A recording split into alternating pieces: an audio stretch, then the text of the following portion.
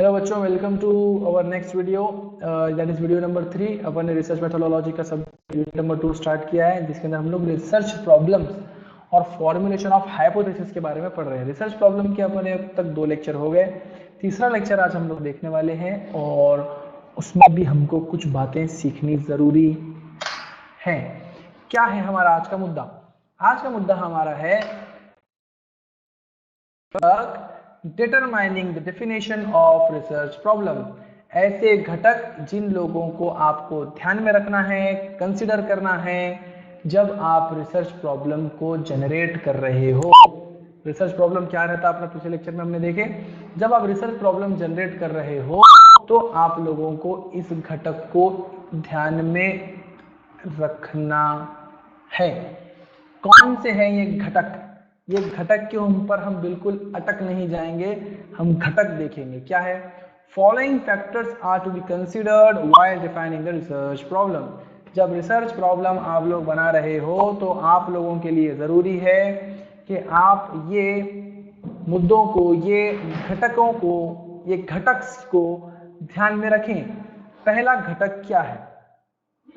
पहला घटक है novelty and avoidance of unnecessary duplication। Novelty का मतलब होता है नयापन।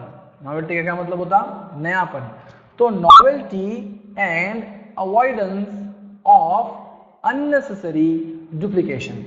आप लोगों को रिसर्च का प्रॉब्लम जनरेट करते समय इस बात का ध्यान देना है कि जो रिसर्च प्रॉब्लम आप जनरेट कर रहे हो वो रिसर्च प्रॉब्लम में नॉवेल्टी हो, कुछ नयापन हो। पहले से ही किसी ने उस प्रॉब्लम को जनरेट किया और सॉल्व किया और आप लोगों ने फिर वही प्रॉब्लम जनरेट करके उसका फिर से सॉल्यूशन निकाल रहे, इसको हम लोग रिसर्च नहीं बोलते। हम लोग रिसर्च के लिए एक घटक का सबसे पहले होना जरूरी है कि आपका रिसर्च प्रॉब्लम कुछ नया हो, उसमें कुछ नॉवेल्टी हो, उसमें कुछ बात हो ऐसी जो इससे पहले किसी में देखी नहीं गई है। अगर देखी गई है तो फिर आपका काम डुप्लीकेट काम है, आपने जेन्युइन या ओरिजिनल काम नहीं किया है। इसलिए इसके अंदर आप लोगों को सर्वे वगैरह करना पड़ता है, सर्वे स्टडी आपको करना पड़ता और आप लोगों को देखना पड़ता कि क्या ऐसे मुद्दे हैं जो ऑलरेडी सॉल्व हो चुके हैं। हमारे दिमाग में जो मुद्दा आया है, हमारे दिमाग में जो रिसर्च प्रॉब्लम आई है, क्या इसके ऊपर ऑलरेडी कुछ काम हो चुका है? अगर काम हो चुका है तो फिर वो नॉवेल्टी नहीं कहलाया जाएगा, आप लोगों को कुछ और रिसर्च प्रॉब्लम जनरेट करनी पड़ेगी। पहला घटक नॉवेल्टी। दूसरा घटक importance of the field represented and implementation. बहुत अच्छी बात है ये भी। इन्होंने यहां पर क्या बोला देखो कि आप लोगों के जो भी रिसर्च प्रॉब्लम है, आप लोगों का जो भी रिसर्च प्रॉब्लम है उसकी जो फील्ड है, जो भी फील्ड में कल के लेक्चर में हुआ था अपना कि आपको एक एरिया, एक स्पेसिफिक फील्ड आपको सेलेक्ट करनी पड़ती, तो जो आपकी फील्ड है, जो आपका एरिया है, वो फील्ड के अंदर उसकी इंपॉर्टेंस होनी चाहिए। वो फील्ड की कुछ इंपॉर्टेंस रहना है। ऐसी चीज पे रिसर्च कर रहे हैं जिसके दुनिया को कोई लेना देना ही नहीं है। जैसे कि मैंने रिसर्च करने लग गया कि भाई ये चाबी है, ये चाबी का ऐसा गोल क्यों है, ये एक्टिवा की चाबी है, ये ऐसा गोल क्यों है? रिसर्च मेरा प्रॉब्लम है भाई, कहीं क्यों है गोल? ये बात आपकी बराबर है भाई साहब, वो रिसर्च प्रॉब्लम हो सकती है, आप उसकी रिसर्च कर लो, मालूम कर लो क्यों गोल है, उससे कोई अच्छा सॉल्यूशन निकलता होगा तो निकाल लो। हम नहीं बोल के नहीं बोल रहे, लेकिन एक फैक्टर इस वक्त आपको ये ध्यान में आना चाहिए कि मैं जिस चीज की या जिस फील्ड की या जिस एरिया की रिसर्च प्रॉब्लम जनरेट करके रिसर्च करने जा रहा हूं, क्या वाकई में ये फील्ड, ये रिसर्च कोई इंपॉर्टेंस रखती है? क्या ये इंप्लीमेंट होने के लायक होगी? अगर मैं सॉल्यूशन निकाल दूंगा तो क्या ये इंप्लीमेंट होने के लायक? ये पॉइंट आपके ध्यान में आना जरूरी है मेरे बच्चों। इसलिए दूसरा घटक रहेगा importance of for the field presented. जो फील्ड आपने रिप्रेजेंट किए, उस फील्ड की, उस मुद्दे की, उस रिसर्च प्रॉब्लम की क्या इंपॉर्टेंस है, क्या उसका रोल है सोसाइटी के अंदर, जब आपको पता चलेगा कि हाँ ये जो रिसर्च प्रॉब्लम मैंने लाई है, ये प्रॉब्लम क्या सोसाइटी में बहुत जरूरत है, तो आपका रिसर्च प्रॉब्लम बिल्कुल इंपॉर्टेंस रखता है। अगर नहीं, यूजलेस है। रिसर्च तो हो जाएंगी भाई, कुर्सी को 4 पैरिज क्यों रहते, 5 क्यों नहीं रहते? नहीं, आपको 4 वाले स्ट्रक्चर से प्रॉब्लम है, निकालोगे कोई बेटर सॉल्यूशन फिर कुर्सी का, निकालो। लेकिन जरूरत है क्या, उसकी कोई इंपॉर्टेंस है क्या, उसकी कोई वैल्यू है क्या भैया? आज अगर आप रिसर्च कर भी रहे हो, समाज को उसकी जरूरत है क्या? नहीं है। समाज को जिस चीज की, समाज को जिन परेशानियां आ रही हैं, उन परेशानियों का सॉल्यूशन निकालो, दैट इज रिसर्च, जो कि सोसाइटी के और ह्यूमैनिटी के, समाज के और इंसानियत के सबके काम आए। वो फील्ड आपके लिए इंपॉर्टेंट मानी जाएगी। घटक number 3, interest, intellectual curiosity and drive. तो इंटरेस्ट होना भाई, सबसे पहले इंटरेस्ट हो तो ब्याज नहीं रहे भाई, दिलचस्पी, रुचि समझते ना, रुचि होना। इंटेलेक्चुअल क्यूरियोसिटी होना, क्यूरियोसिटी किसको बोलते हैं मालूम है क्या? एक तुम्हारी भाषा में अगर बोलूँ ना मैं, तो क्यूरियोसिटी का मतलब होता है, बोलते हैं पर इसको बोलती है कीड़ा है रे, ऐसा बोलते हैं। काय का कीड़ा है भाई?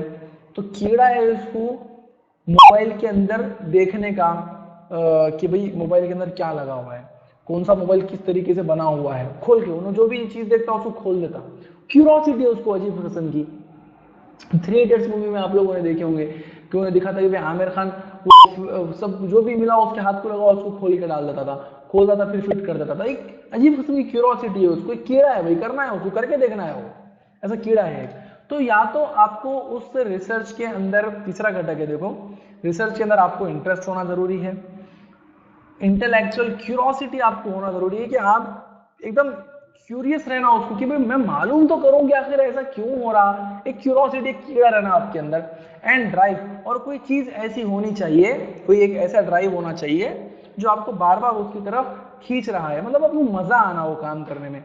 जब आप उस चीज को एंजॉय करेंगे तो आप उसको दिल से करते।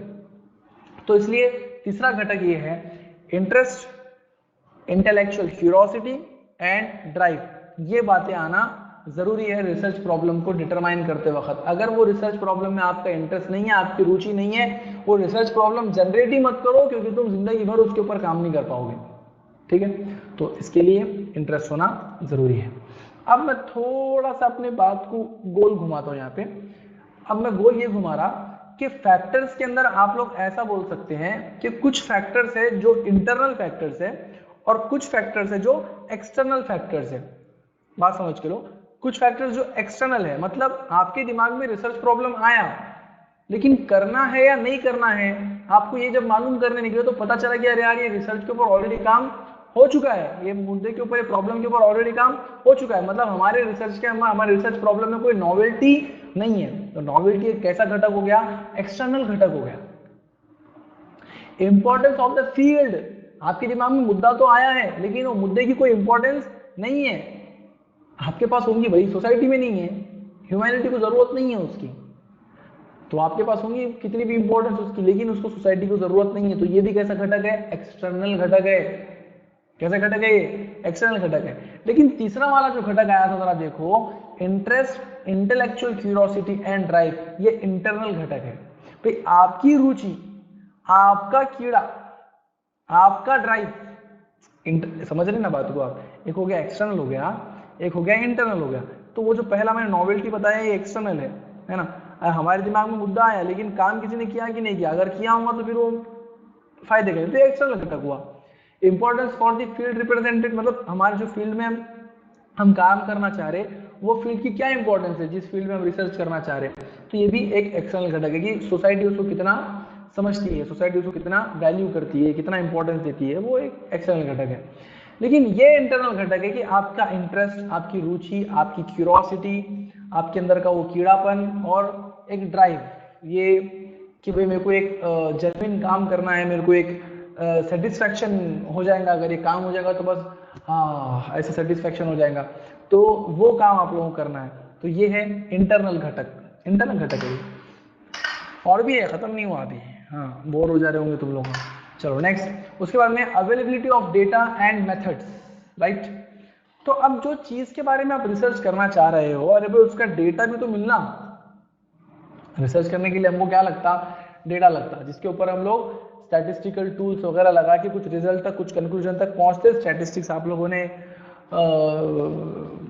फर्स्ट ईयर में पढ़े ना, वो क्या नाम था सब्जेक्ट का तुम्हारे, स्टैटिस्टिकल एनालिसिस, क्या कुछ तो ऐसा नाम है उसका।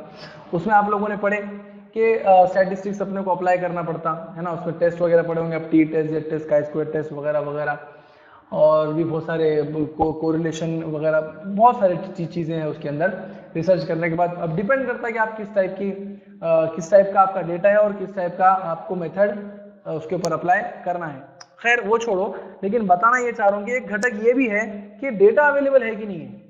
भाई रिसर्च पॉइंट तो आ गया दिमाग में, भाई करना तो है रिसर्च मेरे को, लेकिन उस रिसर्च के कंक्लूजन तक पहुंचने के लिए क्या मुझे डेटा मिलेगा, डेटा अवेलेबल होगा मेरे को। अब ये घटक है एक्सटर्नल घटक। डेटा मिला तो रिसर्च होगी, डेटा नहीं मिला तो रिसर्च नहीं होगी। ये हमारे हाथ में नहीं है, ये हमारे हाथ में नहीं है। तो ये हो गया एक्सटर्नल घटक। और फिर उस पर कौन सी मेथड अपने को अप्लाई करनी, मतलब डेटा कलेक्शन के लिए कौन सी मेथड से हमको जाना है।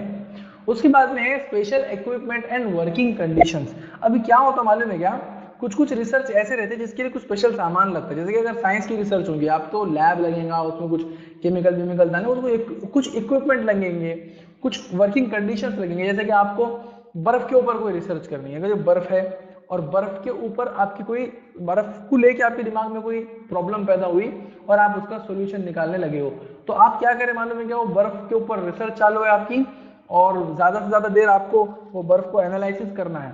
और आप लोगों ने जो है तो जो रूम टेम्परेचर जो सेलेक्ट किया है, वो आप लोगों ने 40, 42, 43 डिग्री के रूम टेम्परेचर पे आप बर्फ, नहीं पॉसिबल है ना, मेल्ट हो जाएगा 2 मिनट के अंदर। वर्किंग कंडीशंस वैसी होनी चाहिए कि वो उस हिसाब से ढल जाए। मतलब मैं ये बोलना चाह रहा हूँ आप लोगों की, डिपेंड करता है आपके रिसर्च कि आप क्या कर रहे हैं। उसके लिए आपको कुछ स्पेशल इक्विपमेंट लग सकते हैं, उसके लिए आपको कुछ स्पेशल वर्किंग कंडीशंस लग सकते हैं। तो डिपेंड करेगा कि आपकी रिसर्च प्रॉब्लम क्या है। आपकी रिसर्च प्रॉब्लम के हिसाब से आपको इक्विपमेंट्स लगेंगे, आपकी रिसर्च प्रॉब्लम के हिसाब से आपको वर्किंग कंडीशंस लगेंगे। एक्सटर्नल घटक। उसके बाद में है कॉस्ट एंड रिटर्न्स। पैसे लगते भाई रिसर्च करने, नो डाउट।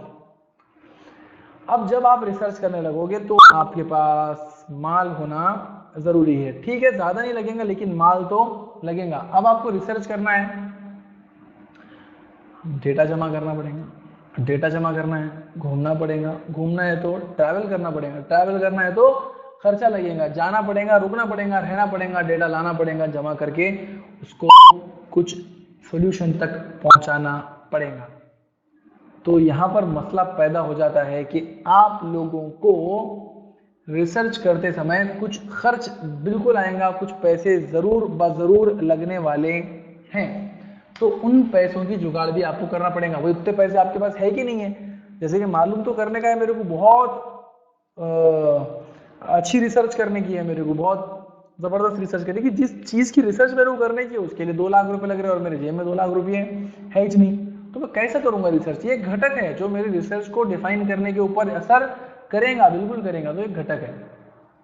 उसके बाद में लास्ट घटक है टाइम फैक्टर। मेरे पास उतना टाइम है कि नहीं है। जैसे कि फॉर एग्जांपल मान लो अगर ये अनाउंस हो जाए